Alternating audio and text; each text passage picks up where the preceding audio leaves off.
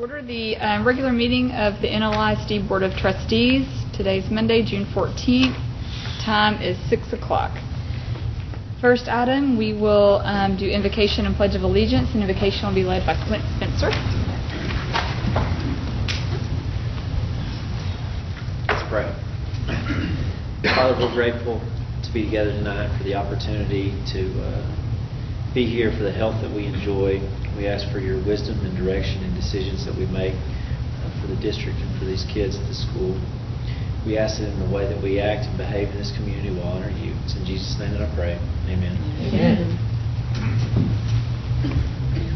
I pledge allegiance to the flag of the United States of America and to the republic for which it stands, one nation, under God, indivisible, with liberty and justice for all. Honor the Texas flag. I pledge allegiance to thee, Texas, one state, under God, one and indivisible. Thank you. Okay. Move on to item 3, public testimony. No one signed up for public testimony? Okay, item 4, consent agenda. And we just need an approval of previous meeting minutes. So moved. Okay, motion made by Red, seconded by Bo. All those in favor? All those opposed? Okay, motion carries 7-0. Okay, and moving on to item 5, action and discussion items. A, discussion only, attendance and enrollment. Mr. Watson? You should have the enrollment numbers there in your board book. This is the last week of school. As of June the 2nd, the numbers at Higgins, the actual count was 311.5, Everett was 258, Parker 225, Bailey at 302, Stone at 547, and the high school 674, which we're down about 12 students from the month before. If you look at our ADA numbers, it reflects about the same amount, loss of 12 students from May to June. For the year, we wound up at our ADA was 2163. Again, Melissa just budgeted for 2233, and we've been talking about the hold harmless that the state said that they were going to pay. They found a way to get out of it. We're going to get some ESSER 3 money, which is federal funds, and it comes through the state to us. And they told us this last week that amount that the state was going to pay, they're going to take it out of our ESSER 2 funds. And so basically, we're going to lose some of our federal funds to make up the whole harmless. So, that's just the way the state does. They find a way to get out of it. They're going to get out of it just a little bit. But anyhow, we're still going to be good as far as our budget because of the whole harmless, even if it does come out of our federal funds. So, any questions? Our attendance rate for the year came out to be 94.44, and that's about 2 percentage points lower than we normally have. And so when you're talking about your ADA numbers, that's reflected with that attendance, because with us having 2,330-something kids, every percentage point of your attendance, basically you lose about 23 students. And so next year we're going to strive to, like I told you before, to do things to try to help get our attendance up and to get your ADA and help you financially. Anyway, that's our attendance report. If anybody has any questions. Okay, thank you. Item B, discussion only, evaluation of ESSA federal programs for 2021 and ESSA planning for 20 and 22. Ms. Chadwick. So in your board book, you have the first one is the evaluation of the current year, 2021, and it's blocked off into the different federal grant programs, Title 1, 2, 3, 4, and the state compensatory education. Title I, they're all based on district improvement plan, comprehensive needs assessments that are determined in group process. So we have a large district improvement planning committee that come together, they evaluate our comprehensive needs analysis based on STAR scores and many other factors, and they determine the needs. So this page was the result of things that were purchased or utilized with those federal grants this current year. And then on the back, you'll see the planning amounts for next year. processes have already been completed with our District Improvement Planning Committee, and the District Improvement Planning process is always supposed to be completed before the ESSA grant is even started, because the ESSA grant also has to be taken from District Improvement Planning process, which will also include Title I, Title II, Title III, and Title IV planning amounts. If there's anything that I can explain, it's pretty self-explanatory, but I'll be happy to explain anything that anyone has a question on.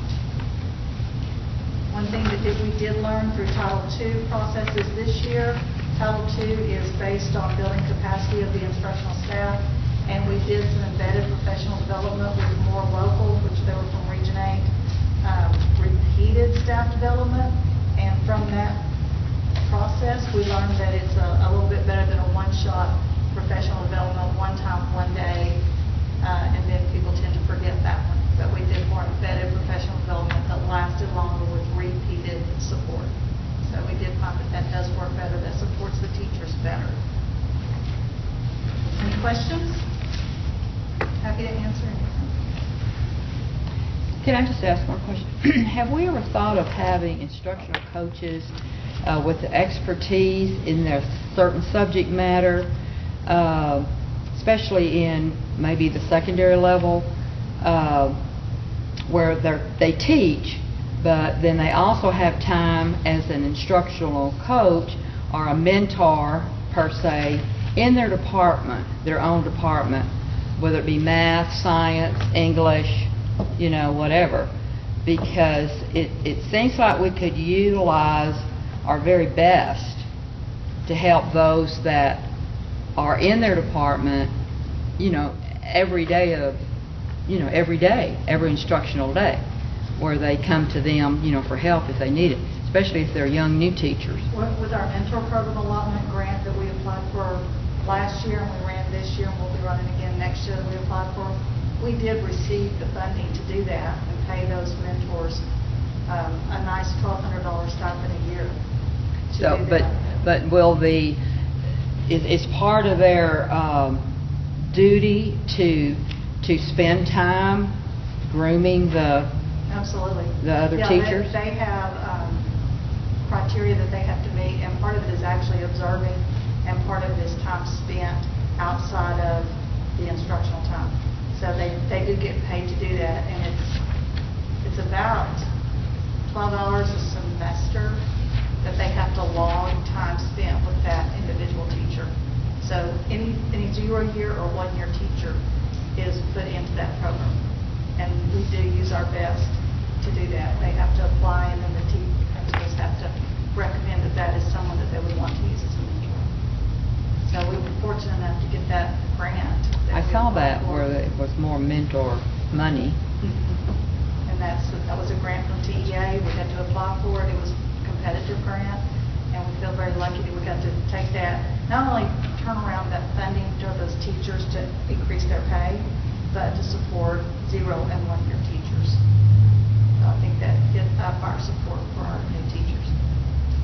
That did not come from any of this funding, so fortunately it didn't take away from this since we received that grant, which is critical to do that for new teachers. Anything else? Thank you. Thank you. Okay, we'll move on to item C, consideration and approval. Consider rankings as determined by Evaluation Committee of Construction Manager at-risk proposals. Oh, Michael Strain, I'm sorry. Today went really good. Just want to let y'all know that you had 5 proposers show up. We'll just go over a few things. So first of all, you guys approved us to put out the request for proposals on May 30th. We did do that. We did have it was a one-step process that was in step with the Texas Government Code. Those were received today. This morning at 10 o'clock. We finished scoring, what was that, about 5:15 today, so it was quite a long day. Like I said, you had 5 proposals show up. I believe you guys have a list in front of you of those proposers that came in. They were all very competitive, and obviously it took quite a while to go through those. We went through every page and on each one of them. Based on the evaluation process, the committee ranked HWH Construction as the highest ranked proposer, as you can see it there on that form that you have. So does anybody have any questions or any discussion?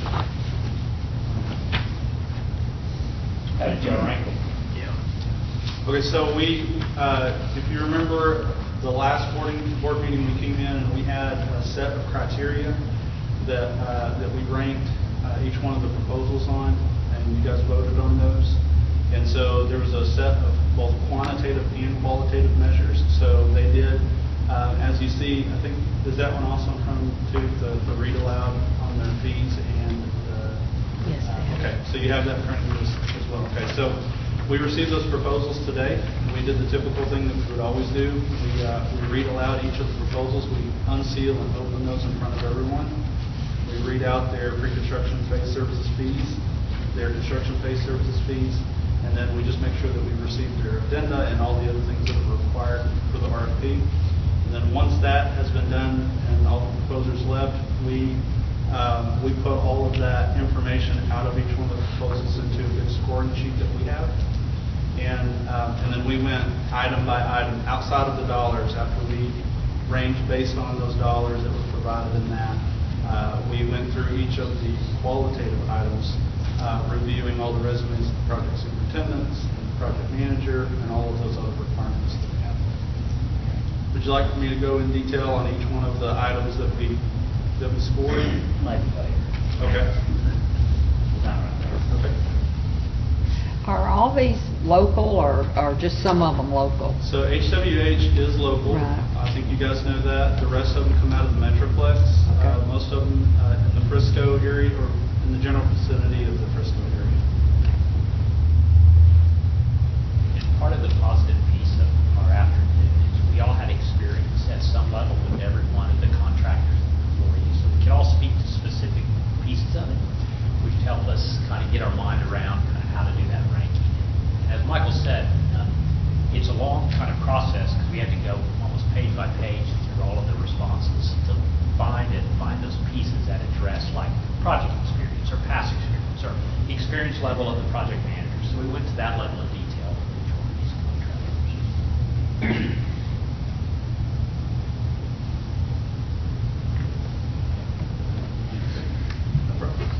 Any other questions or? Need a motion to accept the committee's. Okay, so we just need a motion to accept the committee's recommendation. Motion made by Bo, seconded by Jimmy. All those in favor? All those opposed? Okay, and I have to abstain for conflict of interest. So motion passes 6-0. I'm sorry. Thank you. Thank you. Thank you. Okay, and we'll move on to item D, consideration and approval, resolution of the board regarding ESSER 3 and policy CB, local, state, and federal revenue sources. Ms. Stewart? Okay, if you would, please look at the resolution in your board book. As Mr. Watson stated earlier, ESSER 3 funds, we were notified in April that the school districts could apply for the ESSER funds, and so ESSER is for elementary and secondary school emergency relief. And in order to do so, we receive guidelines that we have to follow in order to get the money from the federal government. So one of the guidelines was a conflict with our CB local policy, so we have to update this with a resolution. So if you'll look at those 3 bullets, I'm going to read those out loud. The district shall provide public notice of federal grant applications through an information item at a board meeting and by publishing notice of the meeting on the district's website. If a particular federal grant program or federal law requires additional public notice, the district will comply with those requirements. The district shall make available opportunities for public input as required by law or the granting agency, and the superintendent has the authority to approve required grant and award plans. So in our July meeting, we will discuss the ESSER 3 money in depth, and that will be placed on our board agenda. And so if anyone wanted to come, they could speak in public forum or in public testimony in regards to the ESSER 3 funding. So we have to make this adjustment in our CB local policy so that we can notify the feds in our grant application that we took care of this particular policy as far as notifying the public. So basically, we just need a motion to approve the resolution to take care of that guideline. Also move. Okay, motion made by Sheila, seconded by Bo. All those in favor? All those opposed? Okay, motion carries 7-0. Thank you. Item E, consideration and approval, Region 8 contract. Ms. Stewart? Okay, so this is our contract for the 2021-22 school year. It is a little bit different from last year. If you won't, I'm going to share with you what is different, what we've added. So in the past, we have not been a part of the Texas Student Data System, PEIMS core collection-based service support. And so this is something that Ms. Parson has requested that we do. This is a support that ensures that if there are any fatal errors on our PEIMS report whenever she's ready to submit, that Region 8 will help us with, and it helps just to verify our district's submission information. So that was something that we added this year. Another thing that we added was the state and federal funding co-op. In the past, we've not been a part of that co-op, but it provides consultation services for the ESSA grant, and it also gives us access to certain templates and forms and other resources that go along with ESSA that we haven't had in the past. So we felt that that was necessary that we add that, especially with the transition from Ms. Miles retiring and then Ms. Sanders coming in for that particular position. We thought this would be very beneficial for our district. So the difference in the price is about $3,017.54 from last year to this year. But each year, this is something that we have to have approved before I can submit it to Region 8.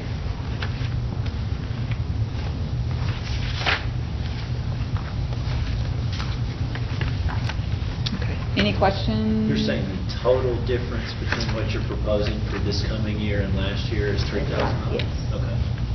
So we've added those two services that we did not utilize last year. We've added them this year.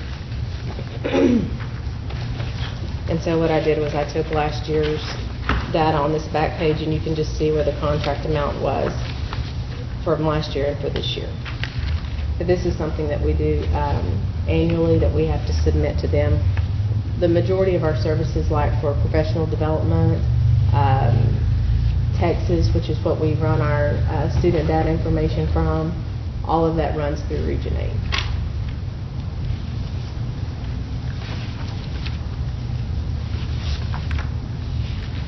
When we do workshops or things with them, we still pay them more, don't we? I mean, every time teachers go, they have to pay. If they attend a workshop and we are not in a particular co-op, we don't pay that co-op fee, then yes, we would have to pay for that particular workshop. So like when we looked at this, one of the things that Ms. Chadwick and I talked about was for the early childhood and the pre-K program. We chose to separate that out for next year because we felt like we could save money just by paying for the particular workshop and paying for that co-op. Yeah. I see this Eduphoria. Is that we have to pay them $15,000, and then we pay also ourselves to use it? I mean, I noticed, isn't that Eduphoria also in our budget? I mean, is that part of this too? Is that, or is that two different things? I just noticed the word, the Eduphoria, $15,000, and then didn't I see that in the budget too? Well, 5 campuses actually use that, and I can't remember what the reason was for the other campus that chose not to use it. Do you remember, Ms. Chadwick? Campus that doesn't use it is Higgins, Yes. it's a non-tested, they use it for testing format. Because Higgins is the early learning. So Region 8 facilitates Eduphoria, they just facilitate it for us. So we pay them instead of Eduphoria. And there is one small package that we pay for that's an add-on package that adds the Leap Forward data subscription that we actually have to pay for. But other than that, it's all. So instead of Two paying separate. Eduphoria, we're paying Region 8, and It's- they're paying Eduphoria. Oh, Region 8.